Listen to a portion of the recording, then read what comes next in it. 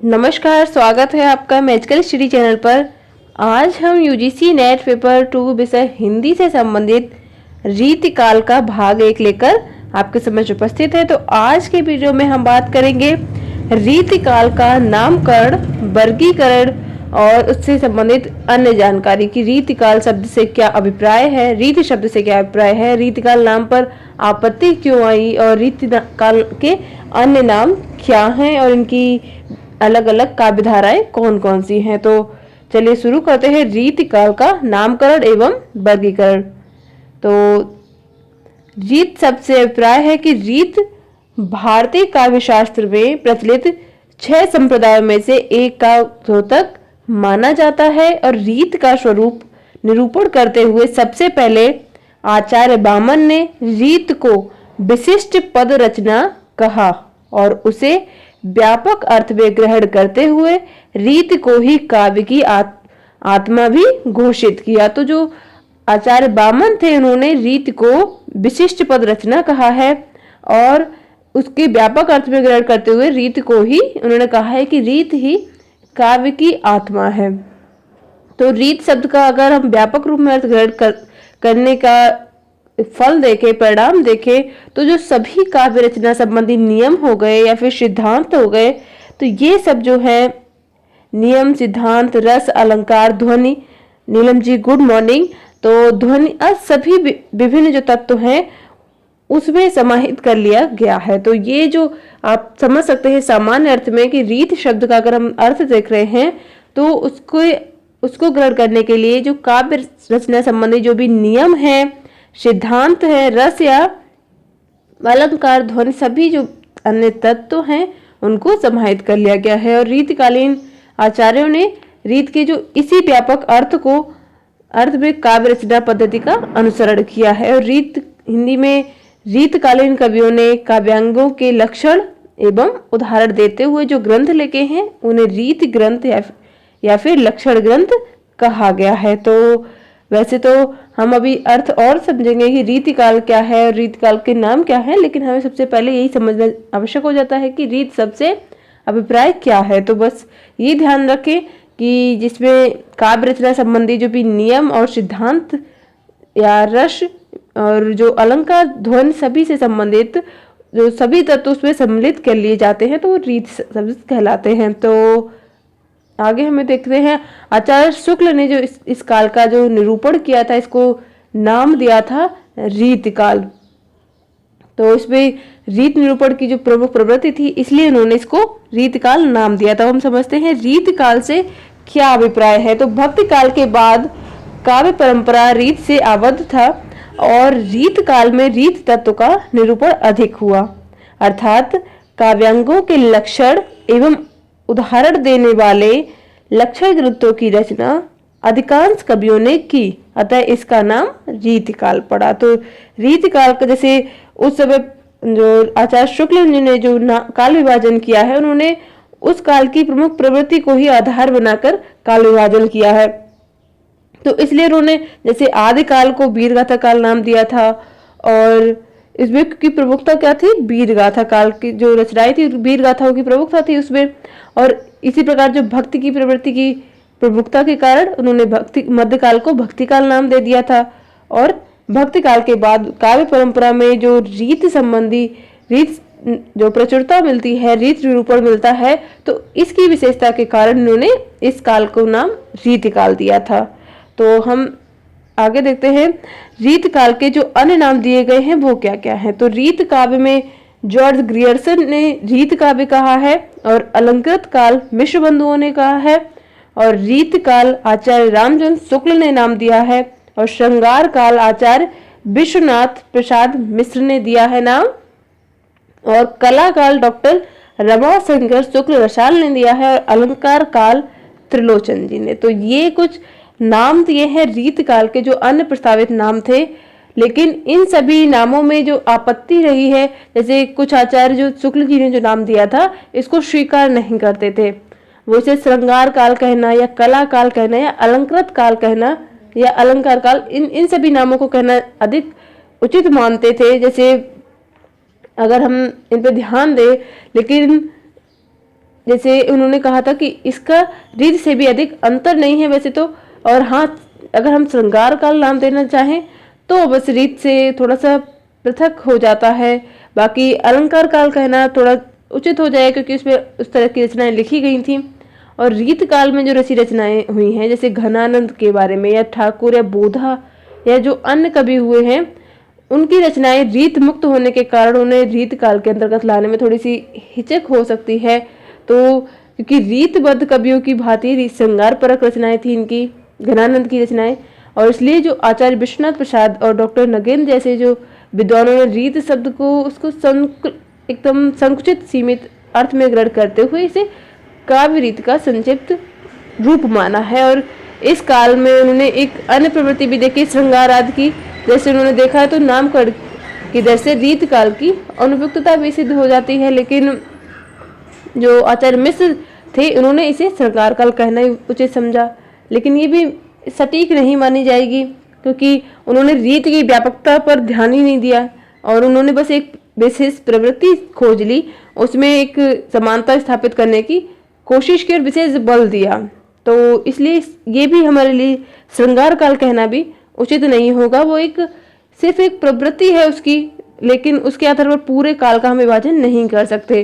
तो उन्होंने रीत काल के स्थान पर श्रृंगार काल जो उसको कहते हुए एक तर्क दिया था कि विचार करने पर रीत ग्रंथ प्रणेता अधिकतर आचार्य सिद्ध नहीं होते। इन्होंने रीत का पल्ला सहारे के लिए पकड़ा, कहना ये चाहते थे कि श्रृंगार ही मतलब उन्होंने कहा कि जो रीत का एक सहारा जो लिया है वो बस एक नाम के लिए लिया है, लेकिन ये श्रृंगारी रचना ही लिखना चाहते थे। लेकिन इन्होंने जो तर्क दिए हैं वे भी कोई पूर्ण नहीं इनके बात को सिद्ध कर पा रहे हैं कि श्रृंगार काल इसको कहना चाहिए। तो अगर हम सूक्ष्म दृष्टि से देखें तो जो वीर रस के कवियों और नीत काव्यकार या स्वच्छंद काव्य रचयिता जो हुए हैं उन्होंने काव्य प्रत्यक्ष प्रत रूप में रीत से प्रभावित माना है, और उन्होंने इसीलिए जो सबसे अधिक नाम जो प्रचलित हुआ वो रीत काल ही इसका प्रचलित हुआ है। उससे अलग भी सभी ने माना है लेकिन उन नामों को मान्यता नहीं मिली है। तो आगे हम देखते हैं कुछ रीत काल के प्रवर्तक किन्हें किन्हें माना जाता है। तो प्रवर्तक है कृपाराम माना गया है, केशव दास माना गया है और चिंतामणि माना है आचार्य शुक्ल ने। तो ये प्रवर्तक के रूप में आचार्य शुक्ल ने इन्हें माना है। और जैसे रीत काल के प्रवर्तक के बारे में भी विवाद रहा है, ऐसा नहीं है, इसमें भी कुछ इस सर्वसम्मत से नहीं रहा है क्योंकि कुछ विद्वान रीत काल के प्रवर्तक का श्रेय केशव दास को देते थे और कुछ चिंतामणि को। तो हिंदी में रीत ग्रंथों का जो सूत्रपात हुआ वो भक्ति काल से ही प्रारंभ हो गया था। जैसे सूरदास ने साहित्य लहरी लिखी थी, या कृपा राम ने हित तरंगिणी, या नंददास की रस मंजरी थी, या रहीम की बरवे नायिका भेद।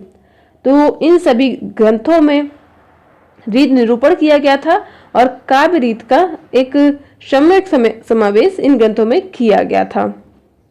तो ये कह सकते हैं हम कि भक्ति काल से ये निरूपण प्रारंभ हो गया था। तो आचार्य शुक्ल ने इस स्वीकार किया है कि उन ग्रंथों में न तो रीत का सम्यक समावेश है और न ही काव्यांगों का निरूपण एवं विश्लेषण सूक्ष्म रीत से किया गया है। सूक्ष्म रीत से अगर उन्होंने ध्यान दिया है, कहा गया है कि उस समय ऐसा नहीं था जितना व्यापक इस समय मिला है।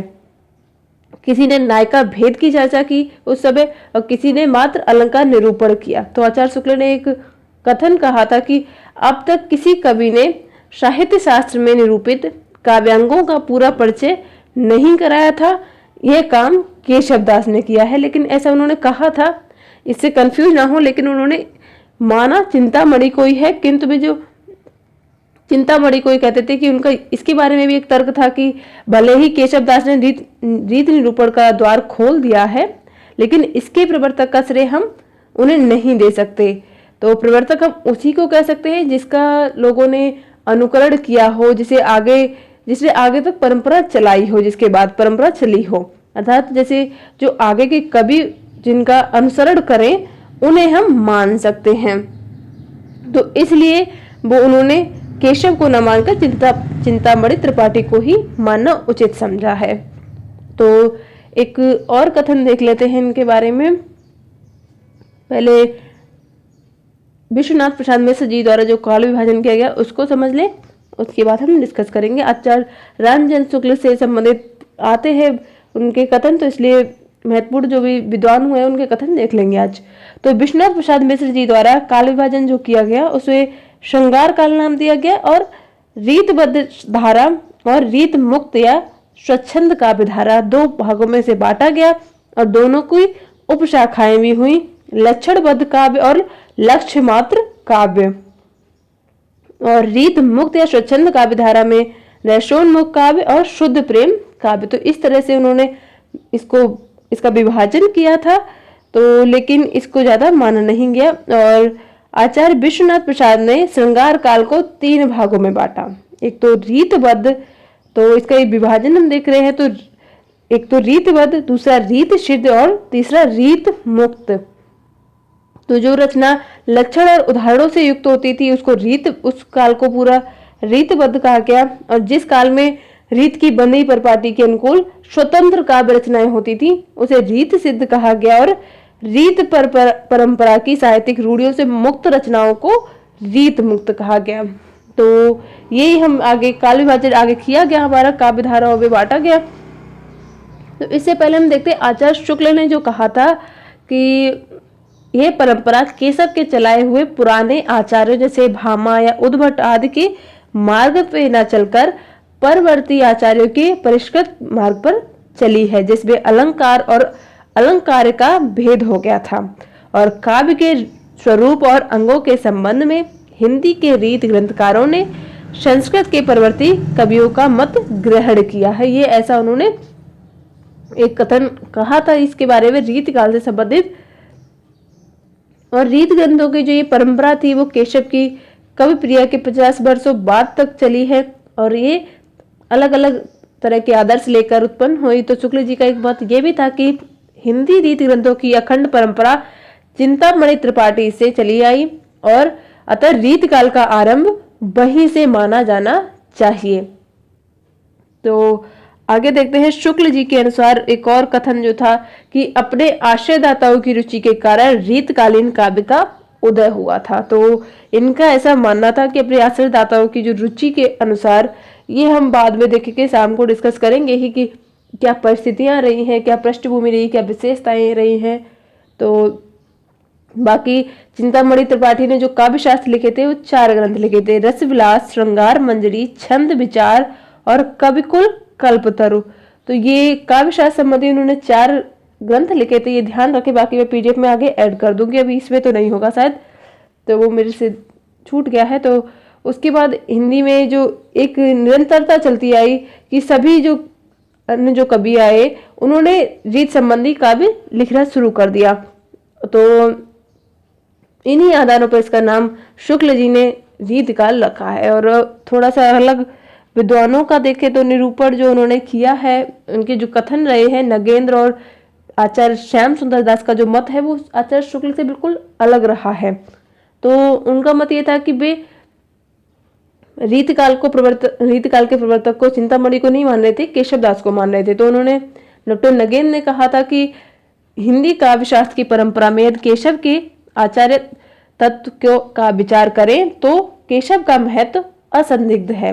उन्हें हिंदी काव्य शास्त्र का प्रवर्तक होने का गौरव प्राप्त है, और हिंदी के व्यापक युग के प्रवर्तक होने का श्रेय ना तो केशव के किसी पूर्ववर्ती कवि को दिया जा सकता है, ना ही परवर्ती कवि को। ऐसा उन्होंने माना है। ये आचार्य रामचंद्र शुक्ल जी ने जिन्हें इसे माना था जो प्रवर्तक के रूप में, वो डॉक्टर नगेंद्र ने नहीं माना है। और श्याम सुंदर दास जी ने भी कहा है कि जो समय विभाग के अनुसार केशव भले ही भक्ति काल के कवि हों, किंतु अपने काल की काव्य धारा से पृथक होकर उन्होंने रीत ग्रंथों का प्रणयन किया है, और अतः उन्हें परंपरा के आदि आचार्य हैं। तो वो ये इस परंपरा के आदि आचार्य माना जाए। तो इन सभी के मत अपनी अपनी जगह ठीक है, लेकिन इनमें कोई संदेह नहीं है। और केशव हिंदी परंपरा के आदि आचार्य हैं तथा रीत परंपरा के प्रवर्तक का श्रेय आचार्य केशव दास को दिया जाना चाहिए था। बाकी सभी ने अपने अपने हिसाब से दिया है, तो जो आपको ऑप्शन वहां पे मिले तो आप उसको टिक करें। तो अगला है रीत काल का वर्गीकरण। तो रीत काल का जो वर्गीकरण किया गया वो 3 प्रकार से किया गया, रीतबद्ध काव्य और रीत सिद्ध और रीत मुक्त। तो हमें इन तीनों को देखना होगा कि किसमें किस प्रकार की रचनाएं लिखी गई थी। तो रीतबद्ध काव्य की जो विशेषता रही है, वैसे तो हम इन्हें अलग डिस्कस करेंगे, लेकिन हम एक संक्षिप्त विवरण जो एक दिन लिया करते हैं तो वो है ये। तो रीतबद्ध काव्य अर्थात रीत लक्षण से के बंधन से बंधा हुआ काव्य, तो या साहित्य, काव्य या फिर साहित्य भी कह सकते हैं। तो इसका तात्पर्य, रीतबद्ध काव्य का तात्पर्य लक्षण ग्रंथ से है, अर्थात काव्यांगों का लक्षण देकर उनके उदाहरण स्वरूप रचित काव्य रीतबद्ध काव्य है। तो इसके जो कुछ प्रमुख जो कवि हुए हैं, केशव दास थे, मतीराम थे, देव या भिखारी दास, ये सभी इसी परंपरा के थे, रीतबद्ध काव्य धारा के। तो इसमें जो रचनाएं होती थी, काव्य रचना रचने की रीत को समझने वाले जो काव्य शास्त्र विषयक थे, उन्होंने रीत ग्रंथ लिखे हैं या लक्षण ग्रंथ लिखे हैं, वो सब इस परंपरा के अंतर्गत आ जाते हैं, जिन्होंने लक्षण ग्रंथ वगैरह लिखे हैं। और रीत सिद्ध के अंतर्गत, तो रीत सिद्ध काव्य धारा से अभिप्राय ऐसे काव्य विषय है जिसमें लक्षण ग्रंथ का आधार तो नहीं अपनाया गया, परंतु इसमें लक्षण ग्रंथों का प्रभाव स्पष्ट दिखता है। वह काव्य जो लक्षण ग्रंथ नहीं है किंतु लक्षण के प्रभाव पर रचित है, तो वो रीतबद्ध काव्य कहा जाता है। जैसे बिहारी और उनकी सतसई को इसी काव्य धारा के अंतर्गत हम मानेंगे, और डिटेल में तो हम बाद में समझेंगे, लेकिन एक इसकी परिभाषा के रूप में आप इसे याद कर सकते हैं। तो ऐसा था कि जो ये लोग जो थे, ये रीत, इसके जो कवि थे वो रीत से प्रभावित तो थे, लेकिन उन्होंने रीत ग्रंथ से अलग यानी काव्य शास्त्र संबंधी ग्रंथ लिखने में कोई उनकी रुचि नहीं थी।